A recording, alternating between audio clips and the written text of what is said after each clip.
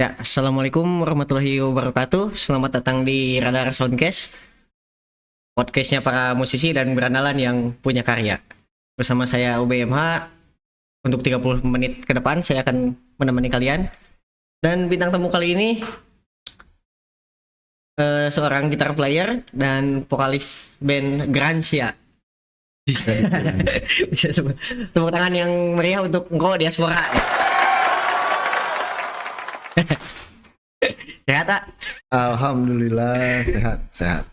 Kopi dulu. Nah, ngeband masihnya? Masih lah. Harus. Biar waras. Lagi garap apa sekarang? Sekarang sih lagi nunggu orang yang memang tepat untuk mixing dan mastering album. Oh, berarti materinya udah direkam? Udah selesai. Oh, udah selesai. Album kan? Insya Allah album. Oh, kemarin udah rilis apa aja? Kalau kemarin sih cuman EP aja. Berapa? 5 lagu. 5 lagu. Digital aja sih, digital. Oh, nggak, belum rilis fisik apa? Nggak bakal? Belum. Oh, belum. Tapi ada rencana?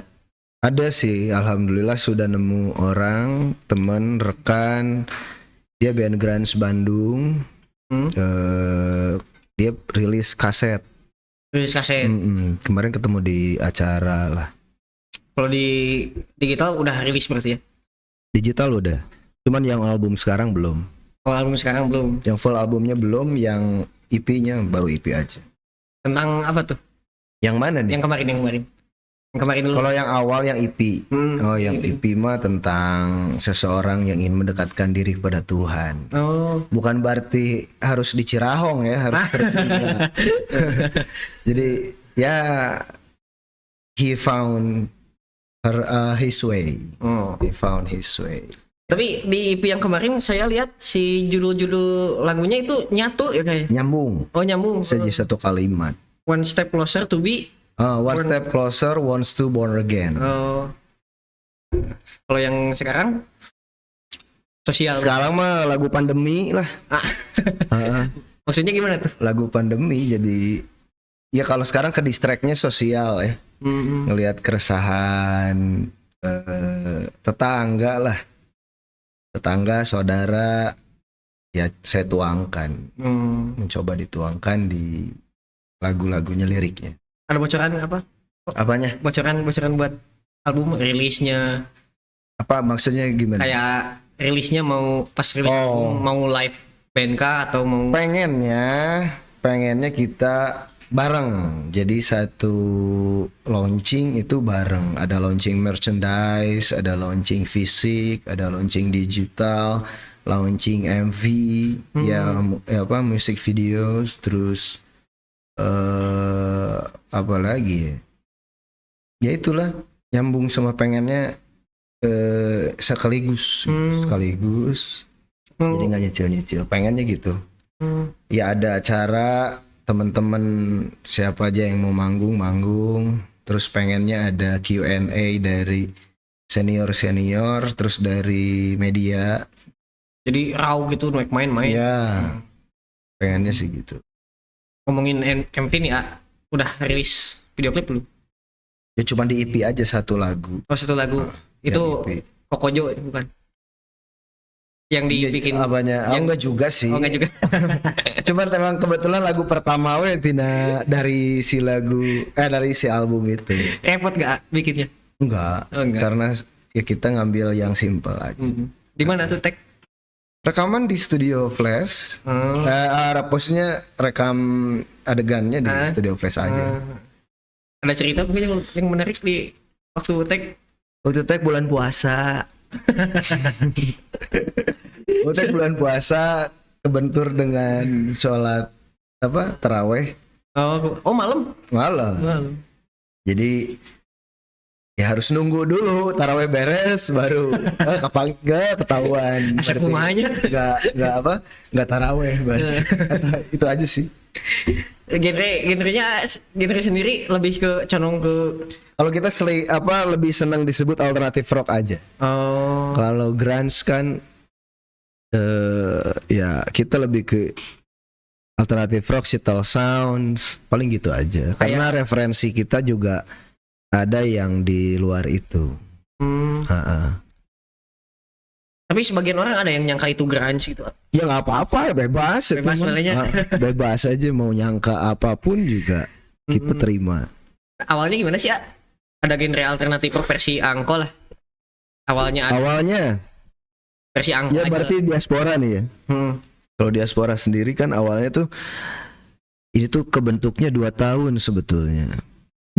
Pertama saya hubungin gitaris saya Bobby, yang sekarang sudah purna tugas.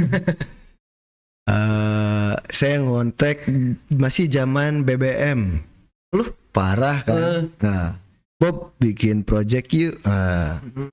Itu waktu 2017. Nah, 2017. 2017. Nah, setahun dari situ baru nemu pemain drum saya, Wiki. Oh, jaraknya Jauh Oh. karena ya itulah. Saya dulu masih ada aktif dengan band sebelumnya. Terus juga sudah menikah juga, punya anak, punya kewajiban lah. punya kewajiban. Terus ya akhirnya baru WA. Nah, setelah itu baru udah nyambung di WA. 2018 bulan apa ya? Juni kalau nggak salah, Juni. Setelah libur sekolah karena saya tuh ngajar juga. Saya ngajar. Pak guru. Pas begitu Juni kan libur tuh. Nah, WA lagi. Nah, barulah oke Wiki siap. Ya udah saya kasih list, nolak dulu. Oh, kenapa tuh? Nggak masuk katanya. Iya sih, yang saya tahu kan Awik itu Metalan lah gitu ya, metal. Dia basicnya memang di situ. bisa kepikiran ngajak Awik gimana tuh, A? Ya Bobby. Bobby sebetulnya yang ngajak Wiki itu Bobby. Bobby yang ngajak, yang join. Jadi gini, Wiki dan Bobby sebelumnya ada project tapi nggak jalan. Metal. Nggak tahu apa. Jadi nah yang project itu dia ajak lagi untuk si diaspora. Nama diaspora sendiri ngambil dari Bobby sendiri yang bikin. Oh. Bobby yang bikin nama diaspora. Dia menganalogikannya adalah kita masing-masing personil itu berdiaspora dari genre aslinya. Artinya diaspora itu apa sih? Diaspora itu kalau dari KBB itu orang yang merantau. Oh. Kalau Aidan satu lagi gimana tuh? Nah, Idan prosesnya dia paling akhir masuk. Paling Akhir masuk. Cuman gak lama dari announce si diaspora berdiri. Gak lama. Stake pertama gimana? Ketika terbentuk diaspora terus Wah lupa di mana ya? Oh, si Fest, Siliwangi Festival. saya ikut tuh. Si Fest itu stage pertama, manggung pertama lah bisa dibilang. Itu setelah bikin single. Jadi bikin single dulu, baru dapat gigs. Recordingnya di mana?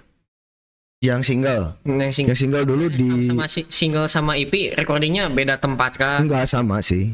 Oh sama. Di studio di BRP namanya Aries Music Studio. Itu studio, salah satu studio legend lah di Tasik. Berapa bulan tuh? Enggak lama. Kalau EP-nya sih cuman 3 minggu ya. Yang bikin materi kebanyakan Angko. Kebetulan saya sendiri. Berapa persen tuh? Bisa dibilang 98 kalau untuk awal ya, tapi tetap kalau sudah jadi lagu itu kan semua orang yang terlibat, yang ada di diaspora juga terlibat. Banyak kepala yang ikut kontribusi lah ya. Ya harus. Gak bisa. Pengalaman di pas rekaman ada yang sticknya patah kan? Atau yang spesial dari EP itu chordnya minor semua. Yang ini di awal. Jadi kan masing-masing dari yang bertiga itu belum pernah rekaman yang lagunya banyak. Jadi kaget lah. Oh, jadi langsung one take gitu? Iya. One take. Ya harus gitu. Biar apa tuh? Hmm? Biar apa tuh? Biar gaya. Ya enggak sih, biar gimana ya? Nah, biasanya kan kalau rekaman Ya jadi gini, lagu itu kan punya nyawa. nyawa. Kita nggak bisa ngilangin itu. Jadi kalau misalnya seluruh part sudah selesai, kita juga apa hearing lagi. Kalau misalnya part drum, walaupun udah selesai nih, tapi ada yang nggak dapet misalnya, ya itu harus balikan lagi. Dari lagu pertama. Enggak, maksudnya enggak. lagu itu. Yang salahnya doang. Nah, lagu itu satu lagu itu, enggak yang salahnya aja. Satu lagu itu diulang Oh, lagi. satu lagu. Satu lagu diulang lagi. Keren aja. Satu lagu harus diulang lagi. Oh, semua kayak bassnya gitu. Sama. Pantes live-nya bagus sih, kemarin nonton saya. Keren deh.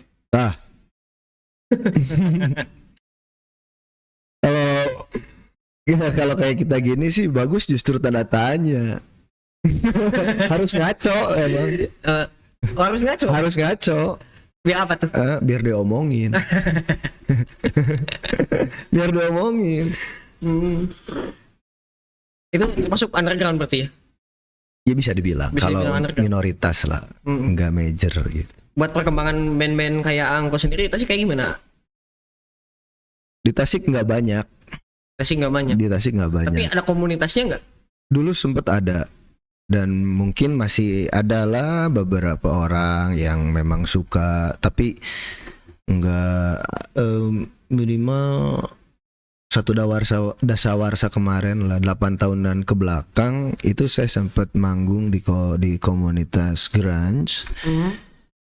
Ada teman saya, cuman dia hijrah ke Makassar. Setelah itu nggak ada lagi gerakan lagi. Dulu sempat ada distro di Padayungan namanya Nevermind. Oh. Nah, itu inisiatornya ya anak-anak yang suka grunge. Oh, sebelum ke grunge ada genre yang sebelumnya Angko. Diaspora itu band keberapa sih? Diaspora kalau band keberapa ya? Band keempat berarti. Yang seriusnya. Yang serius. Kalau sebelumnya ngambil grunge juga kan? Enggak. Oh. Dulu lebih ke British. Tapi suka grunge semua dari dulu ya? 80s. Enggak dari dulu. Justru dulu zaman SMP lagi hype-nya tahun ya di early 2000 ya, di early 2000-an itu lagi hype-nya hip metal. Hip metal. Slipknot. Limp Bizkit, Slipknot, Korn, Linkin Park, Deftones, Incubus. Saya gede di daerah itu. Rage Against the Machine. Oh, bikin band pun hip metal. Enggak, dulu SMP bikinnya lebih ke British. Kayak Cranberries, karena vokalisnya cewek. Cranberries, kayak gitu. The Course. Kenapa nggak bikin hip metal? Enggak lah. Udah terlalu banyak ya? Enggak terlalu banyak. Susah karena medianya juga harus pinjam sana sini, repot. Karena SMP nggak punya equipment yang memadai. Udah SMP main band? Iya. Waktu itu nggak memadai lah equipmentnya, dan yang dipinjemnya pun teman-teman juga nggak punya. Akhirnya ya yang bisa minimalisir tuh apa ya gitu. Akhirnya lebih ke ya bikin apa The Cranberries, The Course, terus kayak gitu-gitulah. Dulu sempat bawain ngaco sih sebetulnya karena SMP teh The Cranberries, The Course, Evanescence, yang hype aja lah. Cuman vokalisnya cewek. Nah, jadi coklat, kalau Indonesianya mah coklat. Utopia kayak gitu-gitu. Terus aku juga pernah lihat Angko main di ajang pencarian bakat dulu. Dulu pernah masuk ajang pencarian bakat kan? Ya, itu dengan band sebelum yang Diaspora. Oh, itu band keberapa tuh yang masuk? Ketiga. Oh, setelah itu bikin Diaspora. Oh. Itu juga lebih ke ya influence-nya ya rock, tetap rock ya. Kalau yang sebelumnya, cuman influence-nya lebih dari Fighter. Swedian rock, Eropa lah. Oh. The Sounds, terus dulu lagi suka U2, lagi suka ya British Tapi waktu itu saya lihat bawain lagu Foo Fighter tuh. dulu. Ya karena kan itu mah produser yang minta. Bukan idealis sendiri. Enggak, kita cuman punya konsep aja. Konsep bandnya seperti ini. Oh. Tapi dia pengen lagu itu, ya mau nggak mau, itulah. Tapi itu keren sih, serius. Alhamdulillah. Keren sih parah. Itu mah masih bujangan makanya keren. Terus sekarang? Tapi kemarin Lebih keren karena ada anak dan ada istri. Masih tetap ngeband. suka nonton anak istri. Suka nonton anak istri kalau misalnya manggung. Iya, alhamdulillah. Support dan Itu jadi mereka itu juga. sendiri nggak sih? Iya. Jadi motivasi sendiri nggak sih? Kalau misalnya manggung liatin anak. iya. Waktu kemarin terakhir di acara underground malah anak saya ikut. sih. Iya. Tiap Dia yang videoin, dia yang antusias. Wah, bapak orang tuh. Gitu. Tapi pernah nggak banting gitar gitu? Pernah? Oh sering. Kemarin saya lihat nih lempar tuh. Duka aku apa nggak tahu ya, maksudnya kata orang kan wah mabok nih orang. Yang nggak gitu, nggak tahu, itu mungkin emosional. Tapi jadi pikiran tuh sih ya. Setelah itu ya pasti ke luthier, larinya pasti ke tukang servis. Kalau luthier sendiri matuh kah? Maksudnya ke situ terus. Kalau saya kalau udah nyambung ngobrol dengan luthier si A misalnya ya saya ke situ. Karena lebih udah percaya. Jadi dan dia sendiri udah ngerti ya. Wah iya, sering dilempar gitu si gitar. Oh iya, cuman dia masih saran aja jangan sering-sering. Gitu sayang. Ya gitu. itu kok. Ada berapa gitar Pak? Kalau sekarang baru ada 2. Itu sering dilempar semua gitu. Enggak lah. Oh enggak. Yang sering mah kalau main full band aja. Kalau akustik mah enggak. Tapi kalau yang dipatahin gitu Belum. pernah? Belum. Janganlah. Karena dia sendiri. Janganlah. Ya mudah-mudahan emosionalnya enggak sampai gitu. Ya jangan dah. Tapi itu harus ya? Itu harus ya? Nggak tahu, maksudnya ya lihat gimana emosionalnya aja. Kalau memang enggak ya enggak, kalau memangnya iya ya mungkin iya, pembawaan aja. Jadi saya juga bukan nggak ngerti, cuman ya pas beres aduh aduh juga gitu. Kalau udah beres aduh gitu juga. Kemarin juga saya lihat sih si Fender Jaguar dialungin gitu. Tapi kalau main sama band yang lain gitarnya sama beda atau beda gear atau beda tuning kah? Beda gear. Oh beda gear, tuning sama. Beda dikit lah. Kalau dengan band yang lain kalau main standar ya standar. Kalau memang lagunya butuh untuk drop ya drop. Oh kalau betul drop. Oh suka di drop gitu. Ya kebetulan kalau diaspora untuk materi yang sekarang overall drop. Oh drop. Banyak distorsi betul. Ya fuzz, full fuzz. Sekarang kan cuma bertiga tuh, Yap. Iya kan? Buat ngeganti posisi si Pak Bobby sebelumnya pakai sequencer kah? Enggak. Additional kah? Enggak. Jadi kebetulan susah ya kalau nyari additional. Tapi tetap kita juga punya. Cuman memang waktunya mungkin beliau juga belum bisa kontribusi. Jadi akhirnya kita bukan ngakalin ya, maksudnya saya juga pas rekaman udah mikirin oh ini porsi pakai satu gitar bisa nggak gitu. Jadi nggak kepikiran pakai sequencer gitu? Enggak lah, jangan. Apa feel-nya beda? Iya. Dan emang kalau misalnya lagu yang sekarang pakai sequencer nggak bisa karena nggak pakai metronom. Hah? Seriusan? Serius. Kita rekaman live. Oh live. Nah. Bedanya apa tuh sama kalau live sama satu-satu direct sama live gitu? Jelas di prosesnya beda. Terus tingkat kematangan si personil juga beda. Kematangan atas lagu ya. Itu satu album berapa lagu? 7. Semuanya live. Semuanya live. Go. Termasuk lagu, ada satu lagu ballads yang saya bikin khusus untuk kayak liriknya bercerita tentang orang tua, bukan orang tua sih, jadi kisah cinta saya untuk orang tua, untuk anak, untuk istri. Itu lagu ballads akustik. Balas. Oh. Akustik. Ya itu nggak pakai metronom juga. Itu one take lagi semua. Iya harus gitu. 7 lagu. 7 lagu. Maraton terus tuh. Maraton terus. Kecuali vokal. Kecuali vokal itu tag terakhir. Karena banyak yang ya lah maklum lah. Saya vokalis karbitan soalnya. Iya. Keren sih. Saya vokalis karbitan soalnya. Jadi dipaksain. Karena siapa ya vokalis? Anak-anak. Saya juga sempat insecure dulu pertama-tama. Suara gue jelek ya. Enggak lah, udah maju aja, udah tanggung katanya. Oh ya udah. Tapi menurut Anggo sendiri penting gak sih bagus jeleknya vokalis itu? Penting. Karena dia yang bawa perahunya. Dia nahkodanya sebetulnya. Ada juga kan yang nyanyinya bagus tapi nyawanya nggak kena gitu. Nyawa dari si band sendirinya. Ya makanya itu yang susah. Kalau sekarang nyari vokalis bagus, misalnya vokalis bagus banyak ya. Banyak. Tapi yang teman-teman juga keren-keren lah. Suaranya, tekniknya.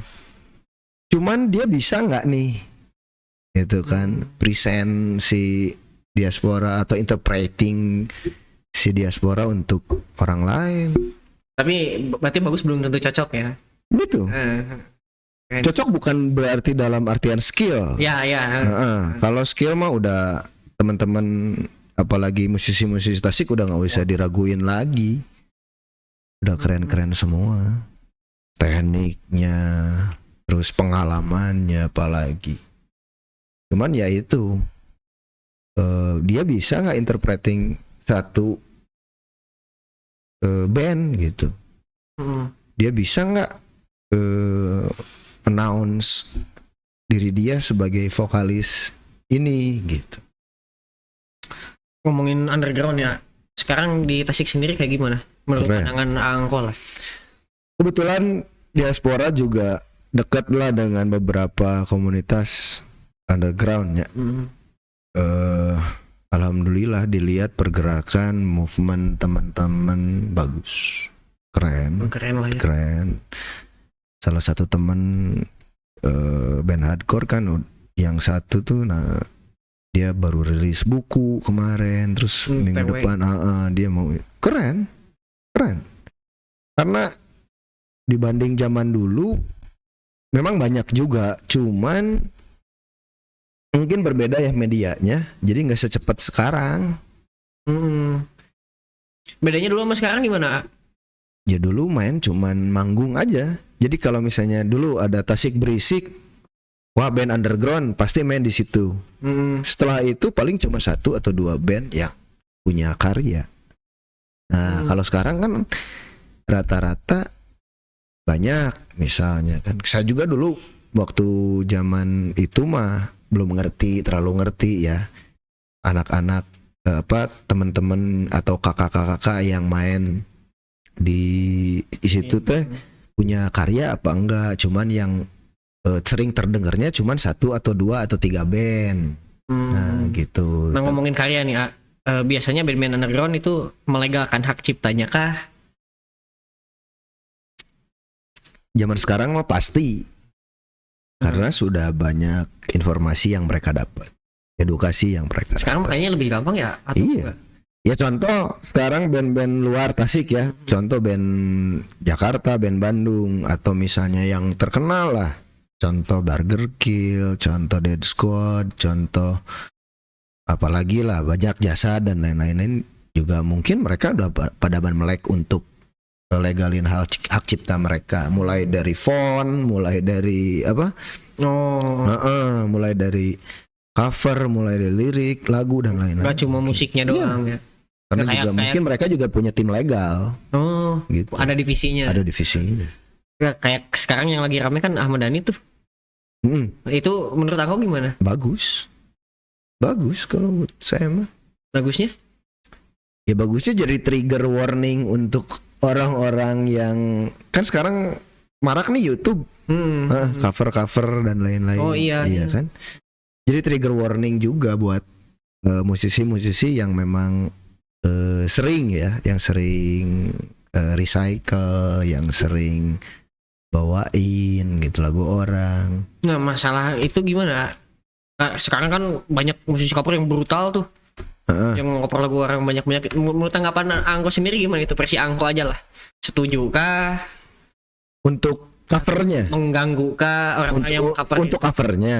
Untuk covernya, untuk covernya. Untuk orang-orang yang mengcover seperti itu apakah satu sisi menguntungkan nggak bagi si seniman, atau satu sisi malah sebaliknya? Satu sisi menguntungkan, satu sisi juga kurang menguntungkan.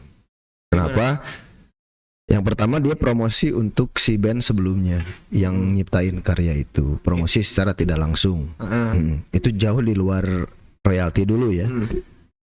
Kalau tidak menguntungkannya, ada beberapa yang memang lebih terkenal. Dari contoh anak zaman sekarang nyanyi Bagaikan Langit itu kan lagunya Potret. Itu kan lagunya Potret misalnya. Terus yang terkenalnya cuman Melly Goeslaw-nya aja. Jadi yang mereka tahu anak-anak zaman sekarang misalnya yang taunya lagu Bagaikan Langit itu lagunya Melly misalnya. Padahal itu lagunya band dia, band Potret. Ya gitu. Zaman sekarang taunya remix. Taunya gitu. Iya makanya satu sisinya seperti itu. Kalau misalnya recycle atau cover. Contoh Gigi lagu Perdamaian itu kan. Kalau yang nggak tahu mah Gigi, gitu kan. Lagunya Gigi, padahal lagunya siapa? Kayak gitu kan? Kayak itu apa? Yang Selamat Hari Lebaran tuh, itu kan lagu Ismail Marzuki ya? Iya. Nah kayak gitu-gitulah. Salah satunya ya. Jauh dari nilai finansial. Nah, jelas kalau misalnya nilai finansial, kalau di YouTube kan sekarang sudah ada rules and policies-nya. Ya dia pasti harus izin kan, setelah dia mau upload juga dia akan otomatis ngirim email ke yang bersangkutan. Disetujui atau tidak. Kalau tidak disetujui ya udah nggak bisa. Misalnya si Diaspora ada yang keluar tuh misalnya kayak Pak Bobby misalnya. Kalau misalnya Pak Bobby bawa lagu Diaspora, kalau yang memang ya kalau misalnya dia izin ya why not? It's okay. It's okay. Ya pastilah ada komunikasi. Nah contoh yang nyambung yang tadi nih, kemarin waktu di salah satu festival kita bawain lagu Foo Fighters. Ketika mau diupload lama nggak bisa. Karena ya mungkin kan stepnya banyak. Akhirnya lah udah jangan diupload gitu. Iya. Ya Foo Fighter kebayang lah dari Indonesia ke Amerika gitu kan. Ya kan publishernya juga berapa banyak itu untuk nyampe ke Indonesia. Itu pesan barang ke Cina Welly lah aja. Iya. Cuma minggu mah. Pernah kita juga. Pernah. Nggak jadi itu waktu itu kita manggung 3 lagu semua Brad. Lagu ketiganya lagu Foo Fighters. Lama. Akhirnya nggak jadi. Udahlah. Kalau sekarang aja. Kalau sekarang masih sering gitu. Sering apa? Cover sekarang. Sekarang kan sekarang mah udah mumpuni lah lagu sendiri. Udah mumpuni. Tapi kita juga lihat eventnya ya. Kalau misalnya memang event yang lebih plural gitu ya, kita juga bawain lagu orang juga. Sebelum closing ya, ada harapan Angko lah buat komunitas di Tasik sendiri, atau harapannya ke depannya pengen kayak gimana gitu? Kedepannya lebih sinergitas lagi antara komunitas musisi ya, terus juga dengan soundman, dengan sound engineer, lebih sinergitas, lebih baik, lebih semangat. Jangan patah semangat karena merasa kita ada di daerah, itu aja. Mau apapun jenis musiknya, mau apapun genrenya. Buat diaspora sendiri harapannya? Diaspora sendiri mah sakidah wa wadah warohmah. Apalagi coba. Salam-salam sama anak istri. Kalau diaspora ya mudah-mudahan albumnya cepat rampung, launchingnya segera biar bisa tour. Mau Biar ke bisa luar tour. negeri ada rencana? Mudah-mudahan kalau Mudah-mudahan. misalnya Amin. memang ada rezeki, kenapa enggak? Amin. Amin. Gitu aja sih. Sebenarnya masih banyak sih ya, pertanyaan saya masih banyak, cuma mungkin durasi kayaknya Siap. udah habis. Aman. Ya mungkin kalian udah denger ya, seperti itulah bintang tamu kita hari ini. Jadi pantengin terus Radar Soundcast untuk lebih banyak pengetahuan soal musik underground ya khususnya. Oh iya, jangan lupa IG-nya Diaspora @diaspora_official. Jangan lupa. Terus juga YouTube channelnya di Diaspora Official, dan ini merchandise. Ini untuk Promosi itu. EP kita pertama, Ambiguous Journey. Nih, bisa dipesan lah di, mau di material, mau di bank, mau di mana bisa lah. Gila aja serius. Siap. Siap, ya mungkin angkot. Thank you. Oke, terima kasih banyak. Ya mungkin Ube. dulu dari saya. Jangan lupa pantengin terus Radar Soundcast, nyalakan radarmu, temukan musikmu.